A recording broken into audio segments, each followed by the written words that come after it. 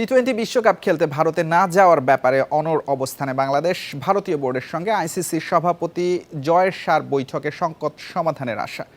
Bharat New Zealand সিরিজের প্রথম ওয়ানডের ম্যাচে কোনো এক সময়ে আলোচনা হওয়ার কথা জানিয়েছিল ভারতীয় গণমাধ্যম এনডিটিভি। প্রতিবেদনে আরও বলা হয়, বিশ্বকাপ থেকে বাংলাদেশকে বাদ দেওয়ার কোনো সুযোগ নেই, কারণ টাইগারদের বাদ দিলে আইনি ও রাজনৈতিক মারপ্যাচে পড়তে হবে আইসিসিকে। আইসিসি বোর্ডেও ভোটাভুটিও লাগবে। এশিয়ান ক্রিকেট কাউন্সিলেও দেখা দেবে অস্থিরতা। সব মিলিয়ে আইসিসির সভাপতি জয় শাহ এখন ক্রিকেট প্রশাসক হিসেবে কঠিন পরীক্ষার সামনে। এই সংকটে বাংলাদেশের পক্ষে পাকিস্তান। জিও টিভির খবরে বলা হয়েছে, বিশ্বকাপে বাংলাদেশ দলের ম্যাচগুলো আয়োজন করার আগ্রহ দেখিয়েছে পিসিবি।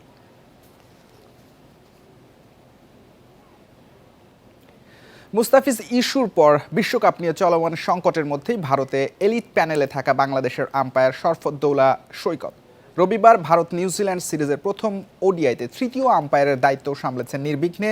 বাংলাদেশিদের নিরাপত্তা নিয়ে শঙ্কা নেই, তার প্রমাণ হয়ে গেছে বলে সরব ভারতীয় গণমাধ্যম। মুস্তাফিজ বিতর্কের পর নিরাপত্তা ঝুঁকি দেখিয়ে ভারতে টি-20 বিশ্বকাপ খেলতে না যাওয়ার সিদ্ধান্তে অটল বাংলাদেশ। আইসিসির সিদ্ধান্তের অপেক্ষায় রয়েছে বিসিবি।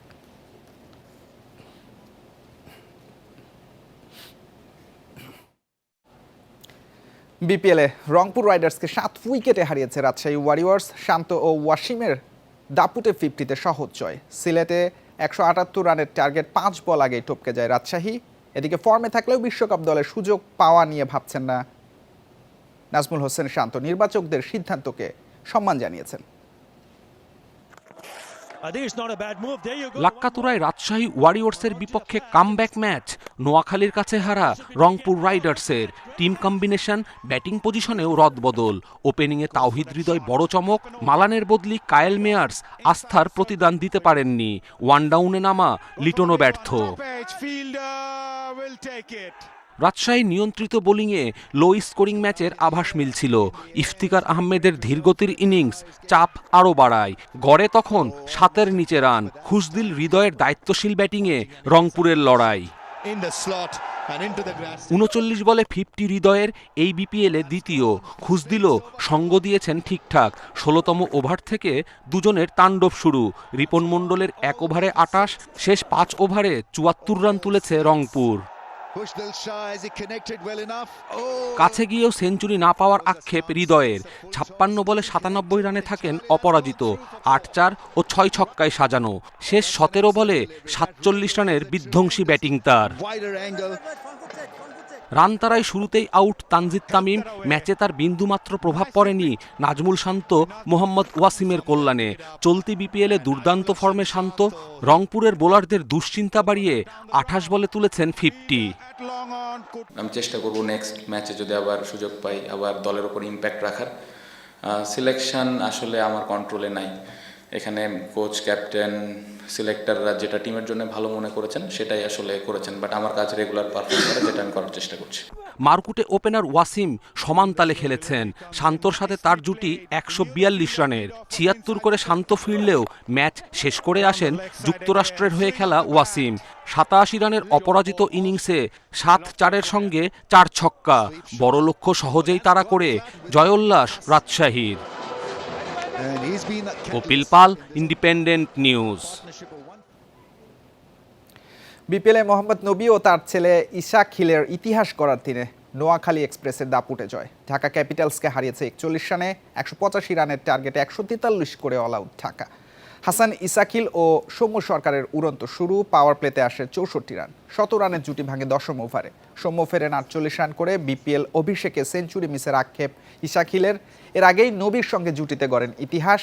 ফ্র্যাঞ্চাইজি ক্রিকেটে এই প্রথম একসাথে খেলেছেন বাবা ছেলে।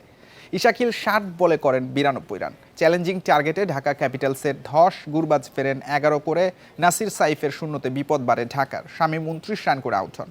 অধিনায়ক মিঠুনের 33 আর সাইফুদ্দিনের 34 রানে ব্যবধান কমেছে। 10 বল আগেই গুটিয়ে যায় ঢাকা। 2টি করে উইকেট নেন হাসান মাহমুদ, নবী, ইসানুল্লাহ ও রানা।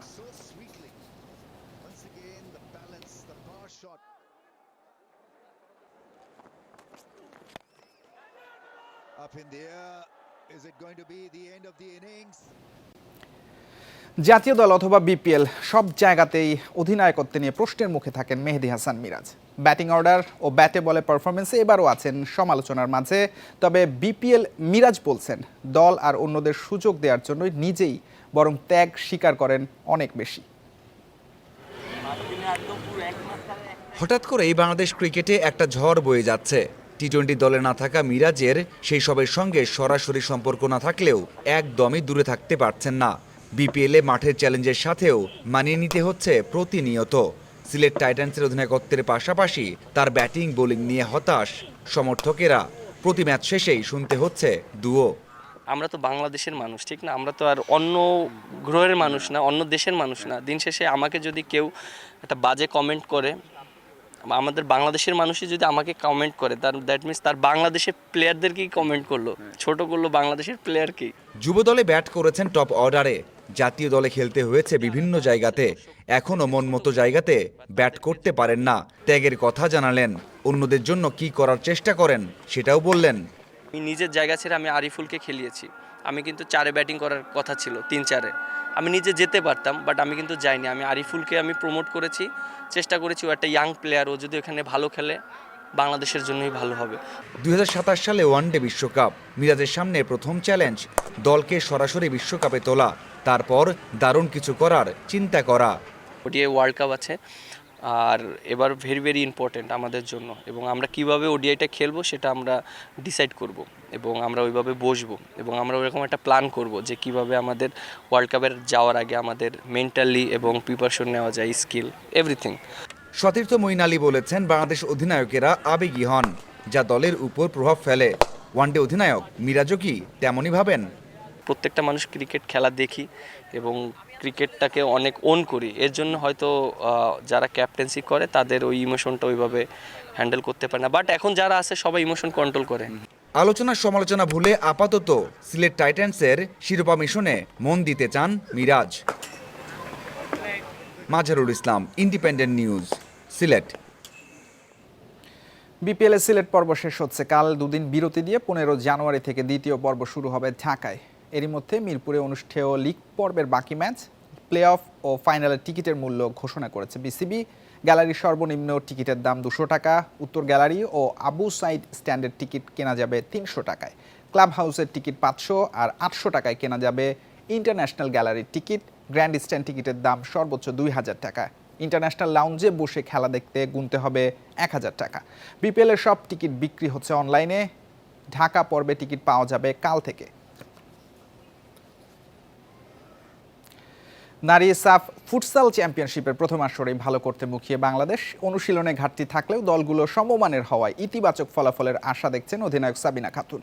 থাইল্যান্ডের ব্যাংককে সাফ ফুটসালে বাংলাদেশ সহ অংশ নিচ্ছে 6 দল। আসর শুরু 13 জানুয়ারি। একদিন পর ভারতের বিপক্ষে ম্যাচ দিয়ে মিশন শুরু করবে বাংলাদেশ। এরপর ভুটান, নেপাল, শ্রীলঙ্কা, পাকিস্তান এবং সবশেষ মালদ্বীপের বিপক্ষে খেলবেন সাবিনারা। আসরকে সামনে রেখে ইরানি কোচ খোদা রাহিমির অধীনে নিজেদের তৈরি করেছে ফুটবলাররা। অভিজ্ঞতায় মালদ্বীপ ও ভারত এগিয়ে থাকলেও 1 মাসের অনুশীলনে চ্যালেঞ্জ জানাতে প্রস্তুত সাবিনার দল।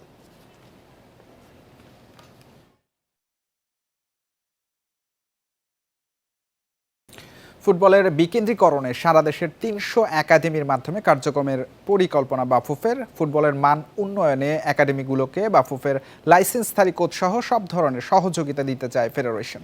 সোমবার ডেভেলপমেন্ট কমিটির সভা শেষে বিষয়টি নিশ্চিত করেন চেয়ারম্যান নাসের শাহরিয়ার জাহেদি। জানান, এলিট একাডেমির কার্যক্রম আগের চেয়ে গতিশীল হয়েছে। সবাইকে নিয়ে এবছর থেকে একাডেমি কাপ ফুটবল টুর্নামেন্ট আয়োজন করতে চায় বাফুফে। তৃণমূল ফুটবল উন্নয়নে স্থানীয় স্পন্সর প্রতিষ্ঠানদের এগিয়ে আসার আহ্বান জানান বাফুফে ডেভেলপমেন্ট কমিটির চেয়ারম্যান।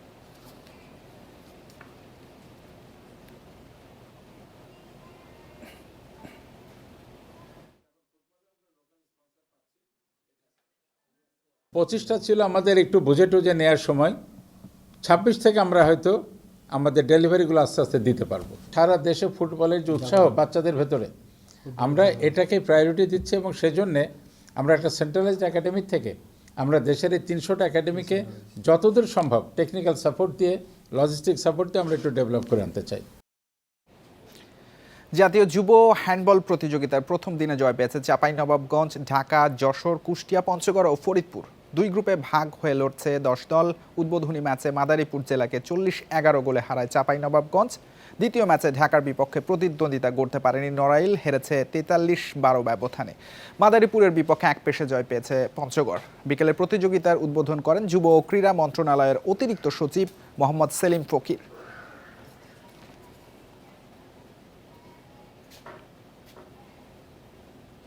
এই ছিল আজকের যত খেলায়, আমন্ত্রণ পরের আয়োজন।